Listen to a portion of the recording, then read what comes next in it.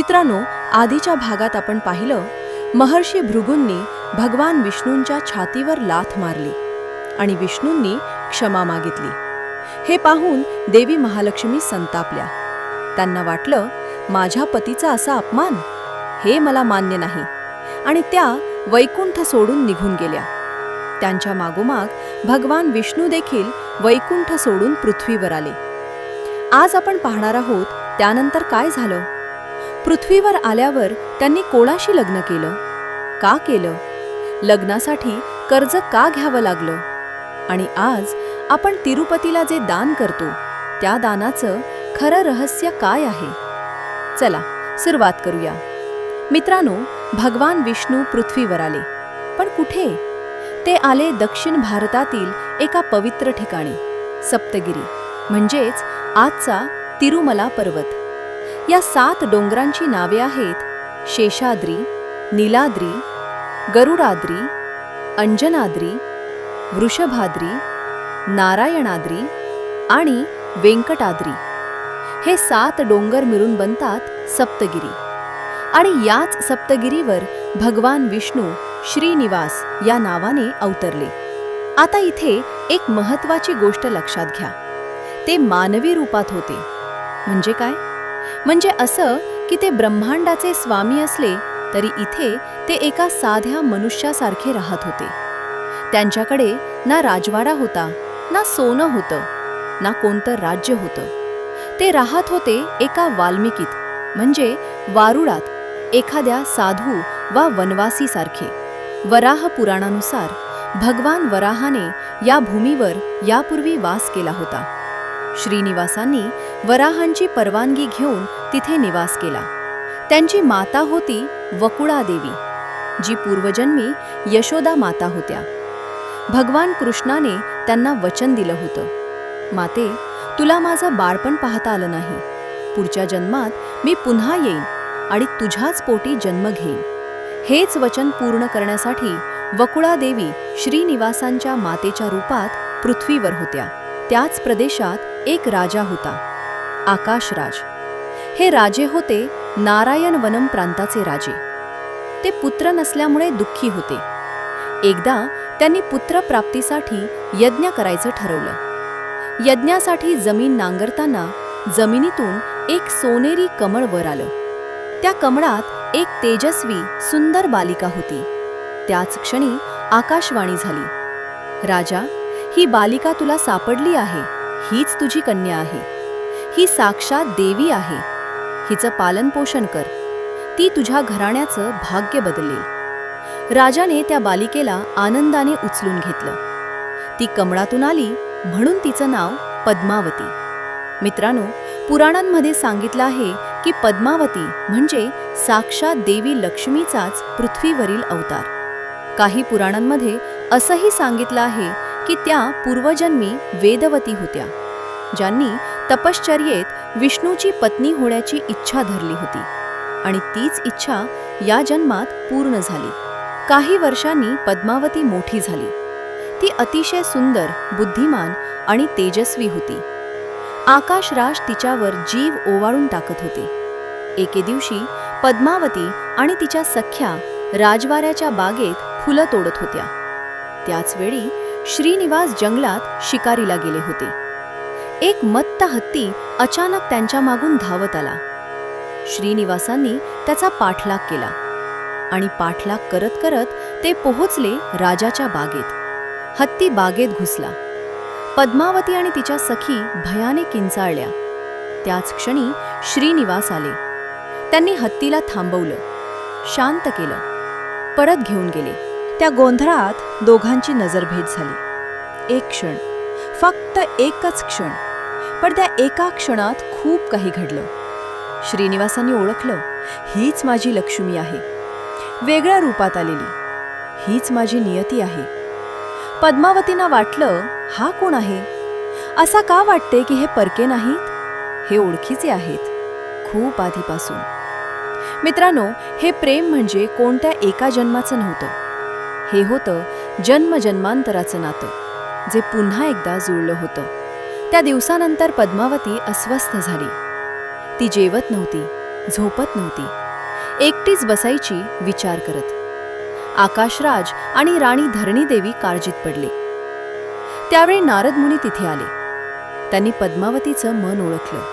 ते हसले आणि म्हणाले, राजा, तुमच्या कन्येला औषधाची गरज नाही.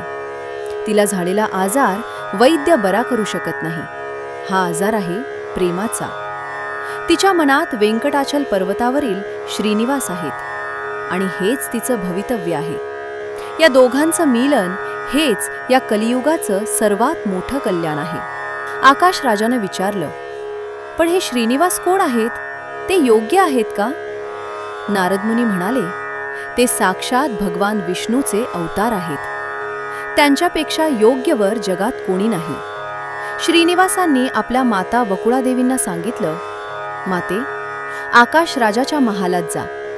पद्मावतीशी माझ्या विवाहाचा प्रस्ताव घेऊन जा. वकुळादेवी राजमहालात पोहोचल्या. त्यांनी राणी धरणीदेवींशी भेट केली आणि सांगितलं, माझे पुत्र श्रीनिवास वेंकटाचल पर्वतावर राहतात. ते दिसायला साध्या वनवासीसारखे आहेत, पण ते दिव्य आहेत. ते तुमच्या पद्मावतीशी विवाह करू इच्छितात. राणी धरणीदेवींनी हे ऐकलं आणि आनंदाने डोळे मिटले. त्यांनाही हे योग्य वाटलं. आकाश राजाने मंत्र्यांशी विचारविनिमय केला.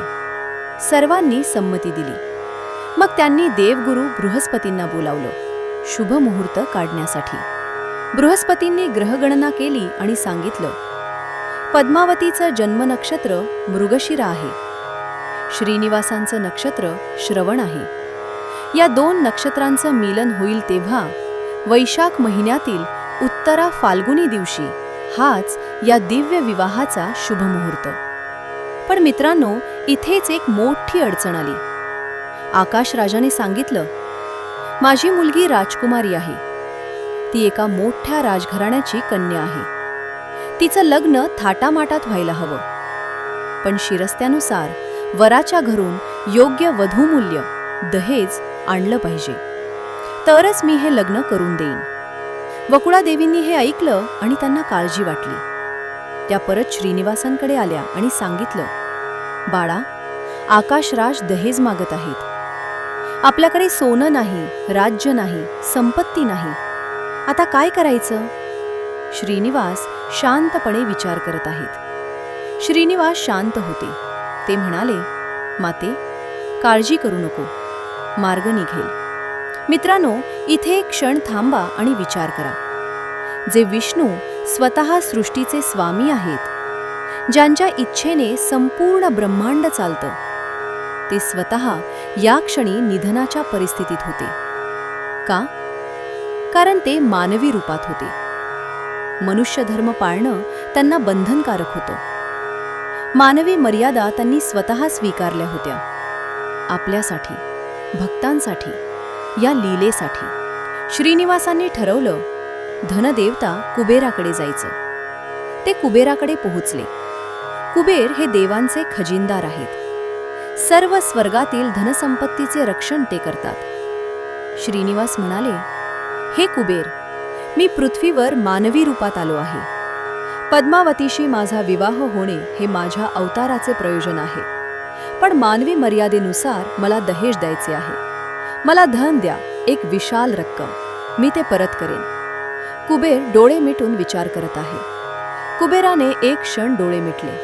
त्यांना माहीत होतं हे कोण आहेत. ते साक्षात विष्णू आहेत. पण विष्णूंनी मानवी रूप घेतलेलं असल्याने त्यांच्यासाठीही नियम सारखेच. कुबेर म्हणाले, ठीक आहे, मी देतो. कुबेराने दिलं 1,14,00,000 सोन्याचे रामामुद्रा नाणे. ही रक्कम ऐकूनच थक्क व्हायला होतं. देवांच्या मानाने देखील ही रक्कम अफाट होती. आणि या कर्जाच्या अटी होत्या. अट 1, मुदत. हे कर्ज कलियुगाच्या अखेरपर्यंत फेडायचे आहे, म्हणजे हजारो वर्षे. अट 2, व्याज. या कर्जावर चक्रवार व्याज लागेल. वर्षागणिक व्याज वाढत जाईल. अट 3, परतफेडीची पद्धत. श्रीनिवास हे कर्ज भक्तांच्या मदतीने फेडतील. म्हणजे जे भाविक तिरुमलाला येऊन दान करतील, त्या दानातून कुबेराचे कर्ज फेडले जाईल. अट 4, वैकुंठाची बंधी. जोपर्यंत हे कर्ज पूर्णपणे फेडलं जात नाही तोपर्यंत श्रीनिवास वैकुंठाला परत जाऊ शकत नाहीत. श्रीनिवास शांतपणे या सर्व अटी मान्य करत आहेत. श्रीनिवासांनी या सगळ्या अटी हसत मान्य केल्या. मित्रांनो, इथे एक क्षण थांबा. जो भगवान स्वतः सृष्टीचा निर्माता आहे, पालनकर्ता आहे, तोच आज कर्ज घेतो, तोच अटी मान्य करतो, तोच वचन देतो की वैकुंठाला परत जाणार नाही. हे कर्ज हे फक्त पैशाचं कर्ज नव्हतं. हे कर्ज म्हणजे त्यांनी आपल्या भक्तांशी जोडलेलं एक दिव्य बंधन होतं. विचार करा, जर हे कर्ज नसतं तर श्रीनिवास लग्नानंतर वैकुंठाला परत जाऊ शकले असते, आपल्याला सोडून. पण या कर्जाच्या बंधनामुळे ते पृथ्वीवर तिरुमलावर थांबले, आपल्यासाठी. हे कर्ज म्हणजे त्यांची आपल्यावरची माया आहे.